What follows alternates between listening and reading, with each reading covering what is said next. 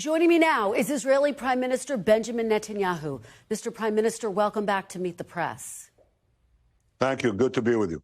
We really appreciate your being here. This is our first chance to talk to you since the horrific attack by Hamas against Israel on October 7th. Of course, now the ground offensive to eradicate Hamas is underway. Mr. Prime Minister, can you tell us, how will you know when you have achieved your objective, and how close are you to that goal?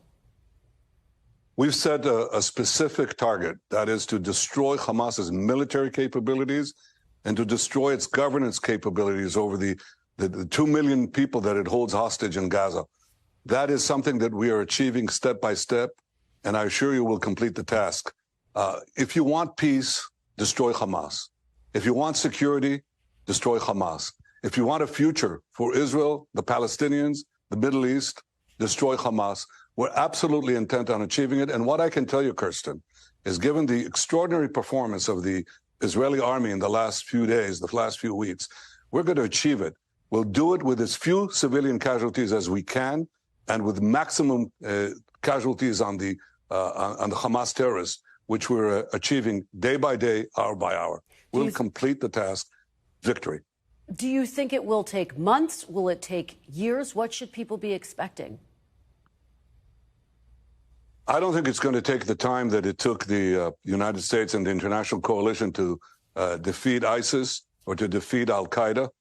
It took you many years. I don't think it's going to be many years, but I've set targets and not a deadline. And we're proceeding as quickly as we can, but also as carefully as we can, because we want to minimize civilian casualties, and we want to minimize casualties on our side while maximizing the casualties on of the Hamas terrorists.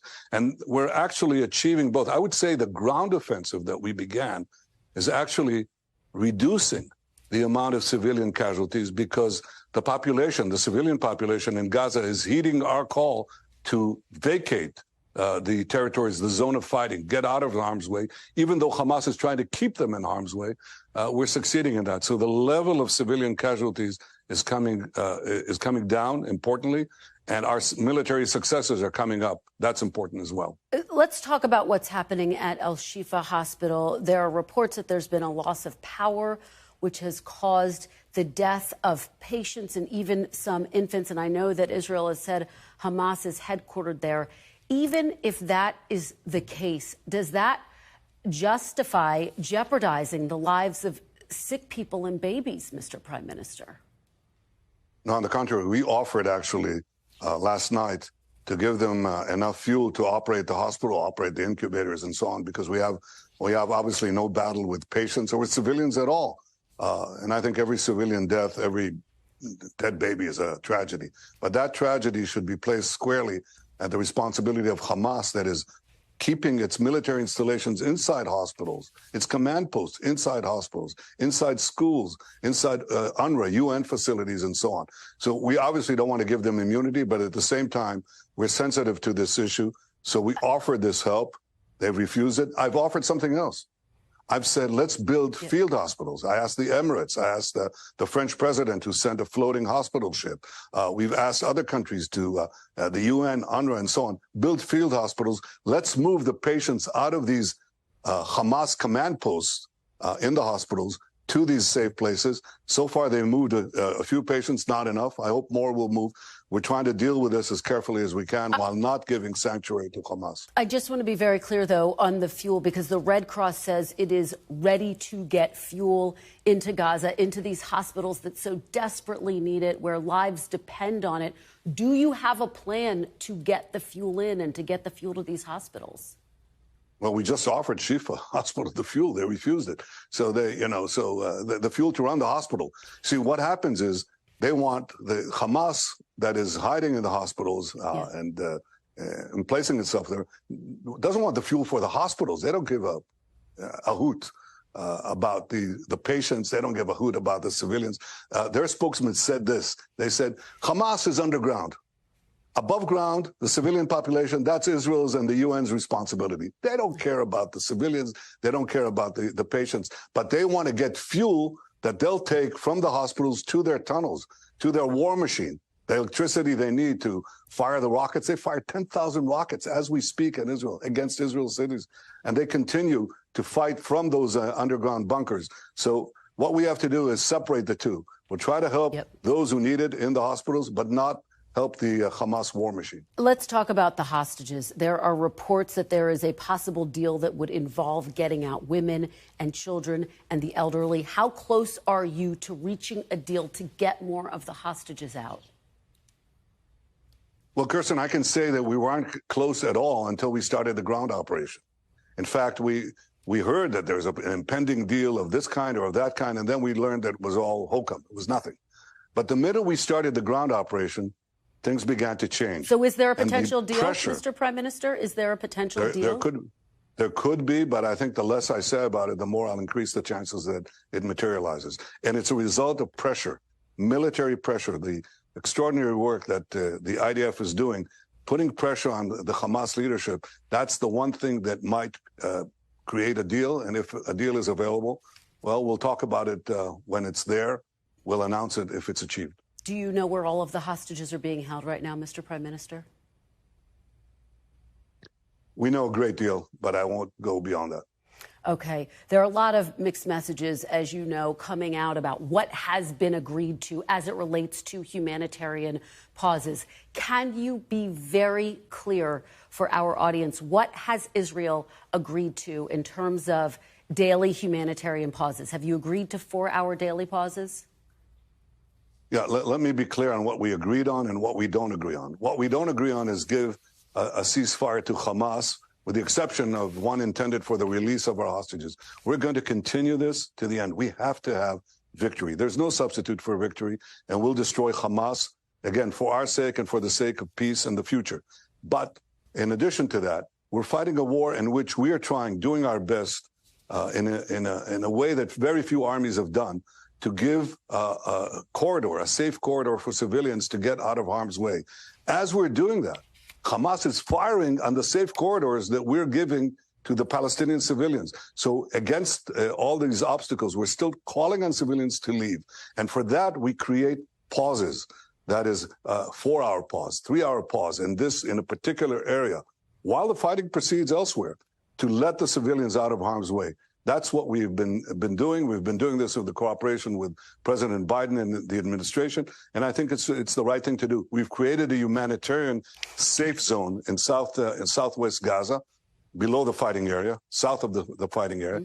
We've pushed in humanitarian aid to help those civilians, and I think it's a combination of the two things. Fight Hamas, don't give them safe haven, but allow the Palestinian civilian population to reach a safe zone.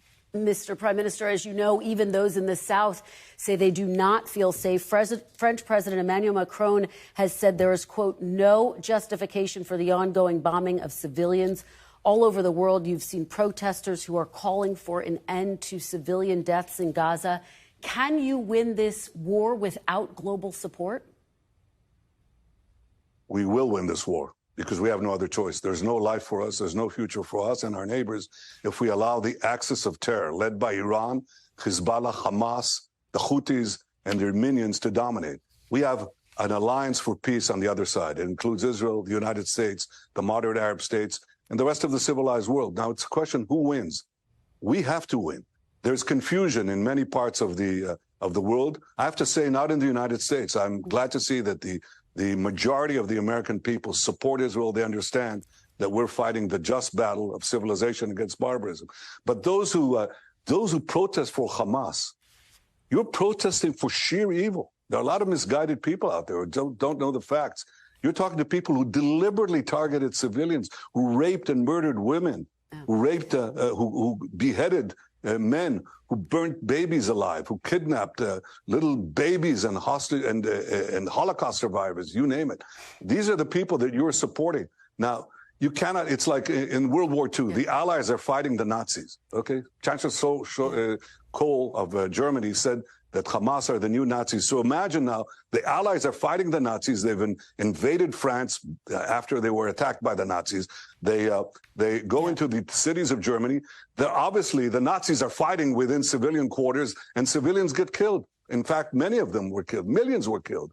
Now, who do you protest against? Well, do you protest against the Nazis, or do you protest against the Allies? And what these people are doing is protesting for sheer evil. That's wrong. By the way, it's a condemnation. It's an indictment of higher education in some of our universities. Mr. Prime Minister, as you know, a number of the protesters are protesting the actions by Israel. Even the Secretary of State saying, quote, far too many Palestinian civilians have been killed. Let me ask you this.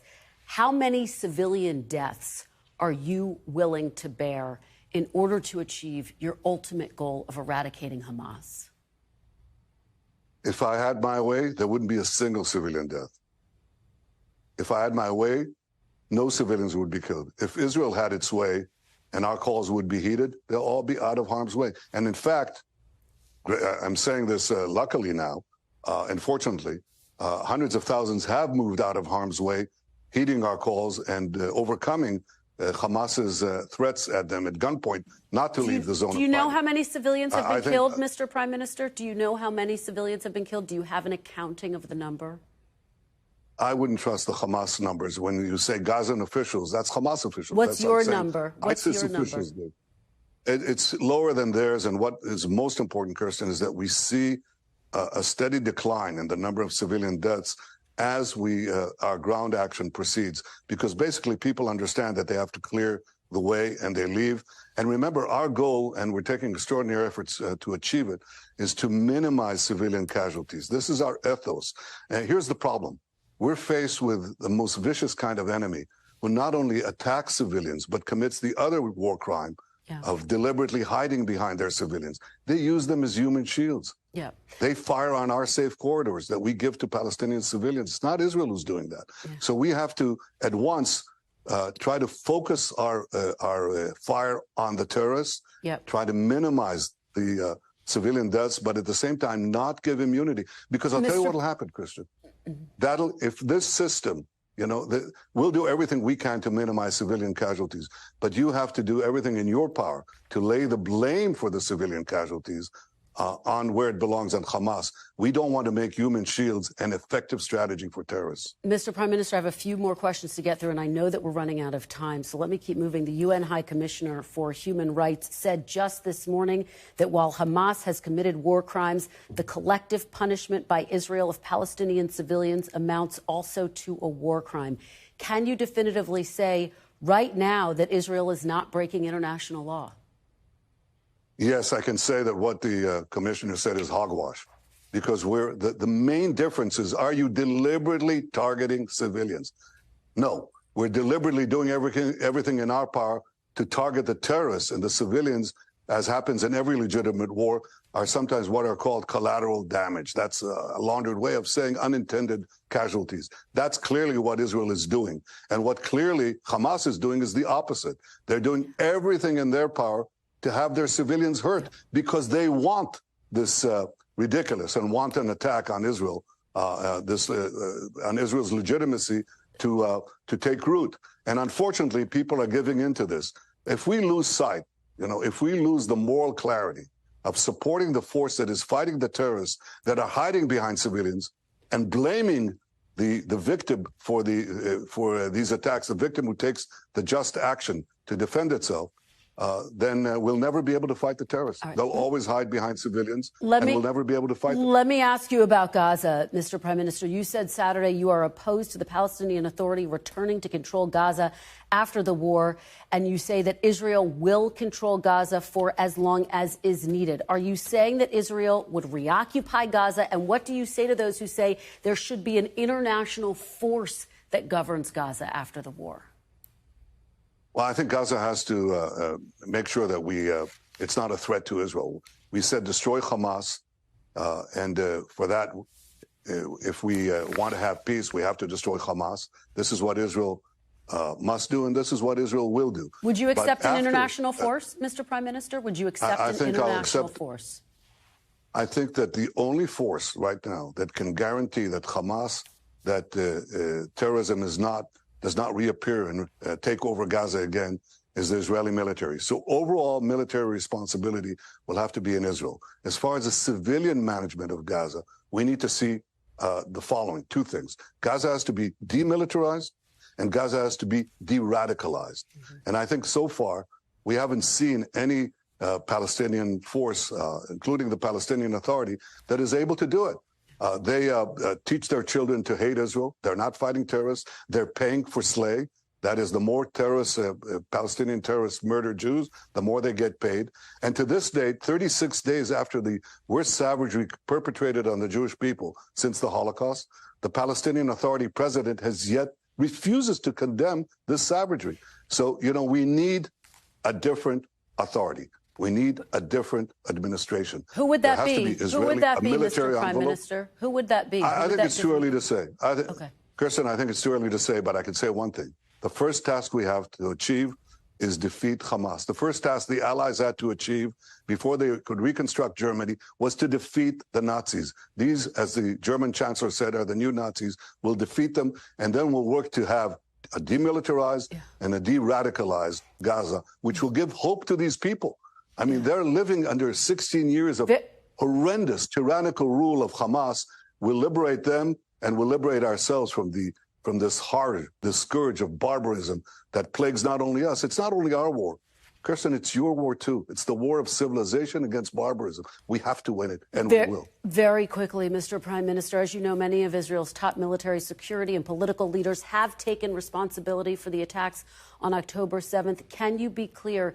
Do you bear any responsibility for missing the attack? Well, I've said that after the war, there'll be a thorough investigation, and everybody will have to answer some very tough questions, including myself. Do you bear responsibility? Now we're focused on one thing. Do you bear We some all bear responsibility. Okay.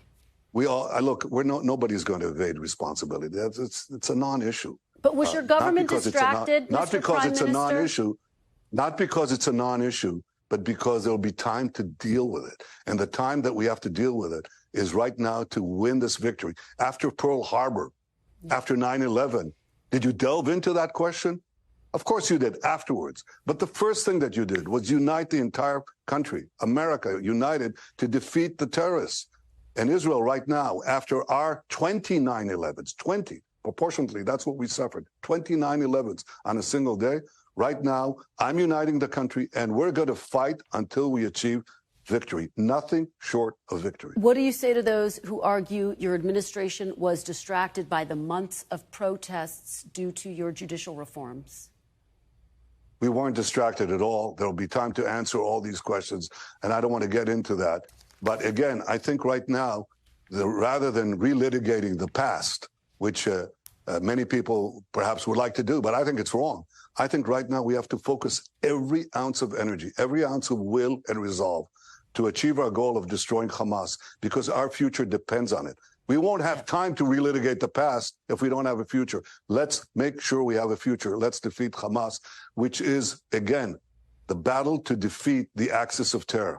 Because if Hamas is the integral part of this axis of terror, and you know what? Everyone is sitting on the bleachers in the Middle East and in the world, and they want to see who's going to win, the good guys or the bad guys. And history doesn't favor automatically the good guys. They have to muster their resolve, their courage, their determination to defeat the bad guys. Otherwise, we get into a dark age. It's happened before in history. We must make sure it doesn't happen again. That's what we're focused on. And I know that most Americans understand that we have to defeat Hamas for our sake and for your sake as well. Prime Minister Netanyahu, thank you so very much for all of your time this morning. We really do appreciate it. Thank you, Kirsten. Thanks for watching. Stay updated about breaking news and top stories on the NBC News app or follow us on social media.